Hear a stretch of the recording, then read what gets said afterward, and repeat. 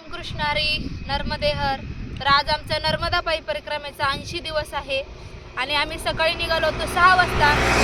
आता आम्ही 9:30 वाजलेले आहेत. तर 15 किलोमीटरचं अंतर चालून आलेलं आहोत.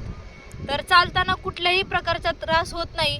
शुगरचं पेशंट असू द्या, बीपीचा पेशंट असू द्या, कोणालाही किती त्रास असला ना, परिक्रमेच्या वाटेवर चालायला सुरुवात केली कोणतेही त्रास होत नाही. ज्यांना गुडघ्याचाही त्रास असेल त्याही व्यक्ती इथं व्यवस्थित चालू शकतात नर्मदा पायी परिक्रमेत. फक्त मनापासून श्रद्धा असली पाहिजे.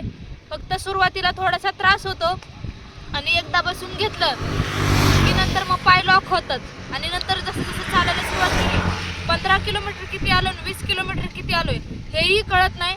तर ज्यांना असं कोणाला मनातून भीती असेल की मला शुगर आहे, बीपी आहे, तर बिनधास्तपणे नर्मदा परिक्रमाला या. कोणतीही घाबरण्याची गरज नाही. ज्यांना शुगर असेल त्यांची शुगर इथे कमी होते. एवढी नर्मदा परिक्रमेत ताकद आहे, मैयाचा आशीर्वाद आहे. नर्मदे हर.